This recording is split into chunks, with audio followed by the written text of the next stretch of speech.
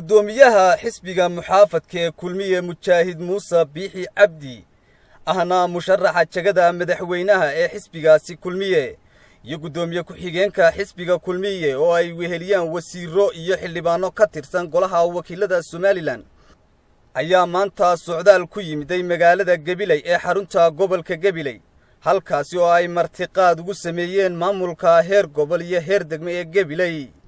wafdigani ayaa guriga martida waxa ku soo dhaweeyay maamulka gobolka iyo ka degmada Gabiley uqaal salaadiin iyo ururada haweenka ee gobolka Gabiley waxaana ugu horeyn halkaasi ka hadlay gudoomiyaha xisbiga muxaafadka ee kulmiye ahna musharaxa jagada madaxweynaha ee xisbigaasi kulmiye mujaahid Muuse Biixi Cabdi gudoomiye ku-xigeenka xisbiga kulmiye mujaahid Maxamed Kaahin barasaabka gobolka Gabiley Mustafa Cabdi Ciise Shiine maayirka magaalada Gabiley Maxamed Amiin Cumar Cabdi waxaana hadaladoodii kamid ahaa maantana ma hawleed ma aha waxaan leenahay ilaahay isaga weyn oo qaadir awaarta ay naga soo jebiyo dalka dhan ilaahay badar khayr qaba oo lagu barwaaqaysto oo ilaahay hayna siiyo dembigana Allah dhaaf kii muslimiintana Allah dhaaf inagana Allah inoo daba naxariisto dalkana ilaahay inoo maashay كامبين كان إلهي نفضي حسبينا الله نبرك يبوق كامبين على حولها الله كذب كل يدور كده عليه أنت هو حقوق دار نور يشيء يا قبلي كامبين كريم كا وحفلة أنا نقطة مثلا حرمت كامبين كا يدل خورنا أنا شو دياريه ما أنت هالكم قبل كقبلي شقاوكم مسعنا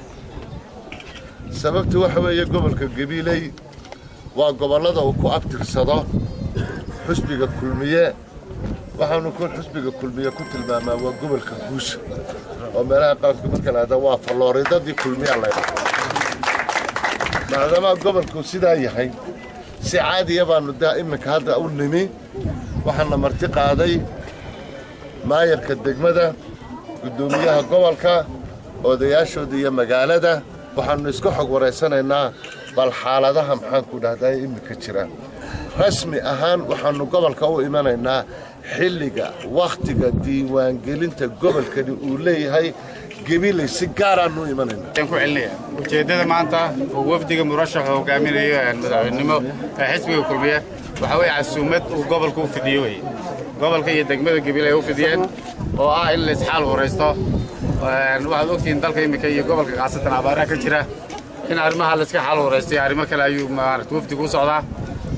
taasaan gobolka ka timid casuumadaas oo mid anaga naga timooyay gobolkan ma aha gobol xisbiga kulmiye oo loo yimaado waa gobolka kaliya ee hubno dadka jooga inay taageersan xisbigaas kaliya intooda badan maanta waxa weey madaxweynaha musharaxa madaxweynuhu martiqaad gaar ah buu noogu yimi laakiin ma aha imaatin gobolka Gabiley sidii gobolada kale haddana imaatin shaqo ma aha haddana waa idinka arkaya farxadda iyo reereynta shucuubta gobolka Gabiley shacabka ku dhaqan ka muuqata runtii waxay ka turjumaysaa jacaylka iyo taageerada ay la garab joogaan ay ula diyaarka yihiin musharaxa iyo xisbigiisa aad iyo aad soo dhaweeyna gudoomiyaha xisbiga